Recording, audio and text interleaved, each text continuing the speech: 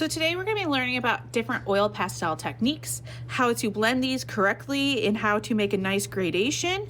So what you'll need today is your oil pastel worksheet. So it's an oil pastel color gradient exercise sheet. This is worth 20 points.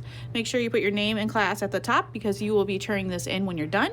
You will need a package of oil pastels, and then you will just need a small piece of paper towel.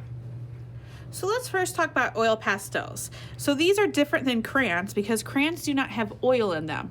So oil pastels is a 1 part pigment to 1 part oil. And the oil used in the oil pastel is called linseed oil, and it comes from the flax plant. The flax plant has a seed, and this linseed is where you get the oil out of it. And when that oil hits the air, it hardens. So when you're using an oil pastel, you get a very rich, vibrant color, but it also allows you to build up texture and make different mark makings with this. So here's my package of oil pastel. They're kind of all mixed together because students don't like to put stuff together correctly, but hey, it's fine, it doesn't matter. What we want to talk about is also about cleaning our oil pastels. So you'll notice when they're in a package like this, sometimes the colors will pick up the color next to them. Most likely your white kind of looks a little dingy there.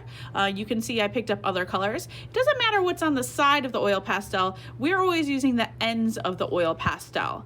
So you can see the end of this oil pastel here has some other colors on that. So we need to clean this before we use it, because obviously if I use this right now, I'm going to have little specks of blue and red and orange on my paper. So to clean your oil pastel, the ends of it, again, you don't have to worry about the sides here that look pretty dingy. You just need to take a paper towel and kind of just lightly rub the end of it off. You can see I already got some blue on my paper towel there. I'm lightly rubbing it off. So then I have a nice clean end that is pure white, and I'm not going to be mixing any other colors with that. I do want to warn you that oil pastels do stain clothing. They all should have, for the most part, a paper wrapper on them. Those are to protect your hands from getting oil pastel all over your hand. So unless you get down to the stub here, so let me find one, like maybe my purple is getting a little low. Instead of unwrapping the full wrapper, I can just take my finger here and just tear off a little bit of the end piece here so I can get a hold of more oil pastel to use it. Again, the paper there is to kind of protect your hands. Sometimes you'll have ones that, you know, the paper has just kind of fallen off of, or you have small little stubs. These stubs still work. You just need to hold on to them with your fingers. Also, when you're using an oil pastel, they are very soft. They're made up of a lot of oil. So if you have a large stick like this one, you want to make sure that you're holding it at the base that you're using it at. So your finger should be close to the end because you're supporting the stick. If you hold it way back here, there's a good chance that this whole stick will break in half. And that's where you find out where you have like a stick like this that most likely someone has accidentally held too far back on the stick and it has broken in half. So heads up, this does stain your clothing. Also, we will not be blending with our fingers. There is no blending with your fingers. Sorry if you heard a cat meow, my cat's in the room. There are no blending with your fingers. So 2 vocab words that we need to go over is the word gradient and the word analogous. So gradient means either from light to dark or dark to light. It's a slow graduation of color that are blended together. So you get a warm transition or a cool transition. Some people might know it as like ombre is a word. So it's a transition of colors either from dark to light or light to dark. The other word is analogous. Analogous refers to colors that are next to each other on the color wheel. So here is a little color wheel. Analogous colors are colors that are neighbors. So here we have yellow. So next to yellow, we could do yellow orange, or we could go the opposite way and go yellow green and green. So when you are doing a gradation of colors, you have to pick colors that are neighbors because those neighbors get along together. So you wouldn't want to do violet, yellow, and green. Those colors would clash and they would not blend well. So again, analogous colors are colors that are next to each other. They are neighbors on the color wheel, and those are the colors that you need to use when you are doing a gradation. First one we are going to do is blue to green. So we want a smooth transition. So I'm going to go over to my oil pastel box, and I'm going to pick, I have a darker blue. I have kind of like a more on the lighter side of blue, kind of going into a green, and then I have a green. So I'm going to use these 3 colors. Again, you don't have to use these 3 colors. You could go, here I have a navy, and I could go into a lighter blue, and then I could go into a green grass green. These 3 colors would work as well. But you want to find 3 colors, so maybe 2 blues and a green, or a blue and 2 greens that are close to each other. Again, these are all analogous colors because they are neighbors on the color wheel. So I'm gonna go, this is kind of like a, I would say like a nice, a nice sky color, and then I'm gonna go into this lighter blue, and then I am going to go into this light green color. So I'm gonna pick these 3 colors. So before I start using my oil pastel, I did notice my green has some purple on the end of it. So again, I'm gonna take my paper towel and just lightly clean that end. And I think my other 2 oil pastels are pretty clean, so I don't need to worry about that, but do make sure the ends of your oil pastel are clean. So the first thing I'm gonna do is it's blue to green. So I'm gonna choose my darkest color, so that is blue, and then I'm gonna go to my medium shade of blue, and then I'm gonna go to my light green. So the first thing I'm gonna do, again, you don't need to fill in this entire box area, but I do want you to use a majority of it. So you don't need to press too hard when you're using these. You'll notice that they're pretty smooth because of all the oil in them. So I'm going to do a nice kind of solid blue area. So I did a chunk that, you know, about half the size of my finger. So that is going to stay solid blue, and then I'm going to do lightly, I'm going to add a little bit of blue into this next area because this is going to be my transition area. So I'm not pressing super hard with my oil pastel. I'm not trying to fill in the whole box. And then I'm going to go in with my almost tealy blue, and I'm going to start to mix that in. And where these 2 colors meet, so this kind of line where the solid blue is going into that teal, I want to kind of overlap these colors so they can blend together. So again, I'm not blending with my finger, I'm just using that oil pastel and blending where they meet and overlapping that area. So we have that. Now I need to transition to my light green. So again, I am going to put a little bit of that tealy color right there. Then I'm going to take my light green and add that in. And then where they meet right here, I'm going to overlap my colors because I want there to be a smooth transition between there. Just where they meet is where I'm going to overlap. And then I can go back and make another transition here and kind of smooth these together because you want a gradual smooth transition like so.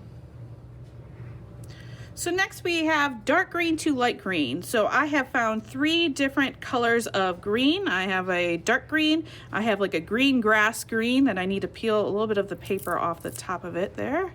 And then I have my light green that I used on my last box. So try to find 3 different colors of green. Also my box, there's even a lighter green. This is kind of like a mint green, a very light green. You can also use that one and trade it out for one of these. Of course, you can start either from dark to light or light to dark, but this is dark to light, so I'm going to start with my darkest green, then I'm going to go to my green grass green, and then I'm going to go to my light green. So again, I got a little blue on the end of that dark green, so let me just wipe that off. All my other ends of my colors look great.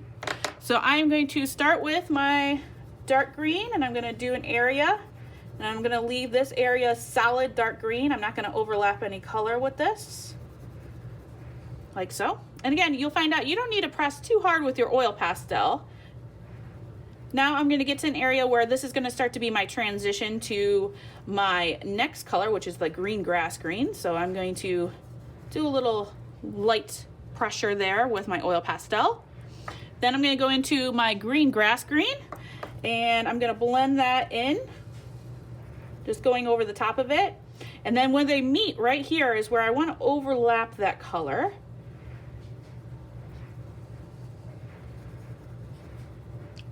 Okay, now I need to do a little bit of lighter pressure here because this is where I'm going to do my lightest green. So really light pressure with my oil pastel. Now I'm going to go in with my light green.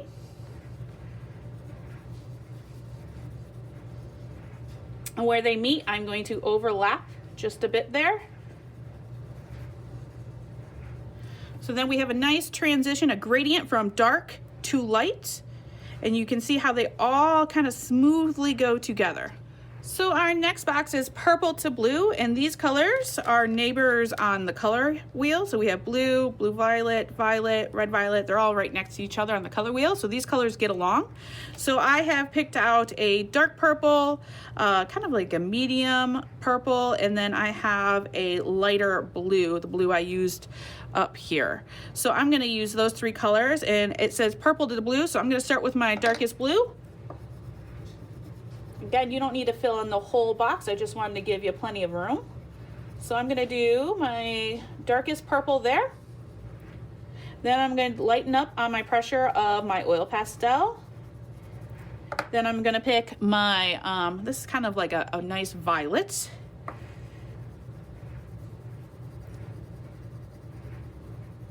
And go in with that one. I'm gonna overlap just slightly where they meet to blend those colors together.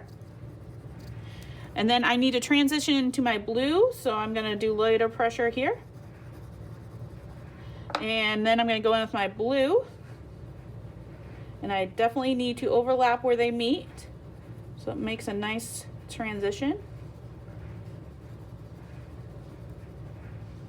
I'm gonna go back in and make this a little bit smoother. You can always go back in and make a nice smoother transition.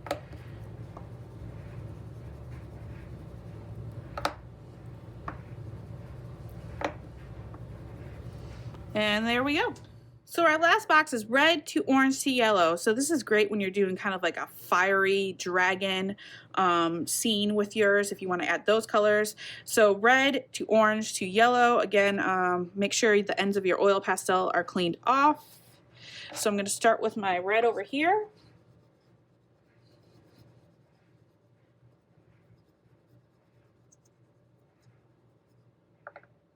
Lighter pressure where I'm going to add in my orange.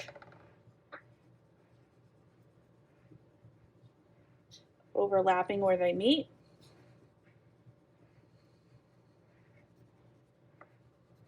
Lighter pressure where I'm going to start to add in my yellow.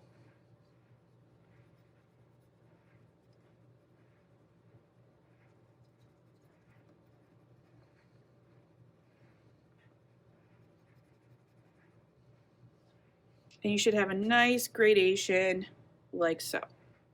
So last, we're going to talk about giving the impression of volume. So this is great when we're doing like our dragon eye or even your scales to indicate that there is layers of scale and they have depth to them.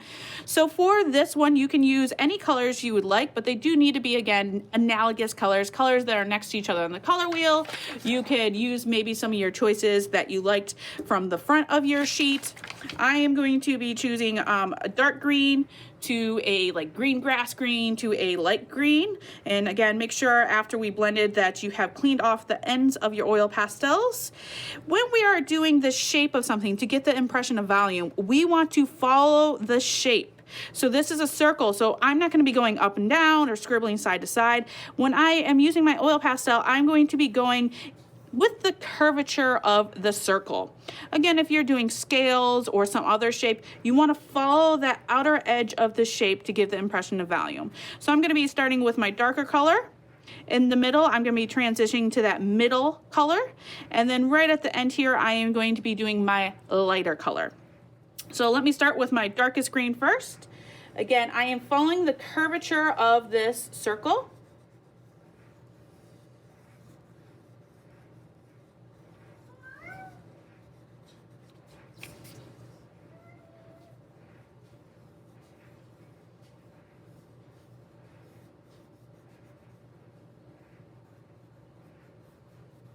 So I'm making this like moon shape, crescent moon shape. And when I get towards the middle, I just want to do lighter pressure where I'm going to transition into my middle green color. And I want to overlap them where they meet. Again, I am still making like that crescent moon shape, following the curvature of the circle.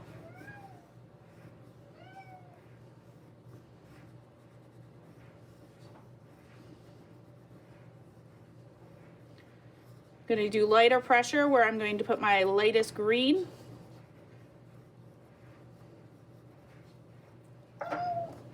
Now I'm going to add in my lighter green color, overlap where they meet. Still, I'm doing that crescent moon shape until I get to the very end.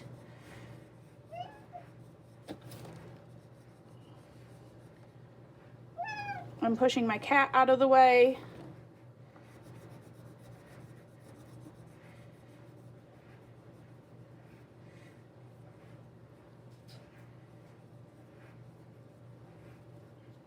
Let me go back in with my darkest greens. I see I missed some areas here. Try to fill it in completely. You can go back in if you need to transition a little bit more. Okay, here goes the cat. Okay, the cat has made his appearance.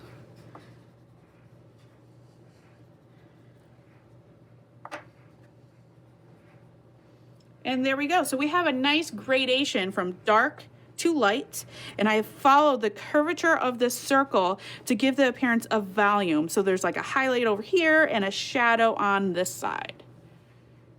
Again, you can use any colors you would like for this part, but they do need to be analogous, so colors that are next to each other on the color wheel.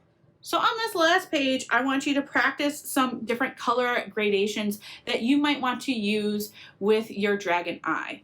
So remember, they do have to be analogous, so those are colors that are next to each other on the color wheel, but you can try out different colors, combinations that you might want to try with your actual dragon. You could try out the eye and doing the gradation and creating volume on your eye. Again, just remember they have to be analogous colors. Try out some different scales and see how you might want to do your actual dragon project. When you're all done, make sure your name is on the front of your paper and you will turn this all in. Yeah, you're all quiet now. You want to meow through the entire video. Show the people who was meowing. This kid.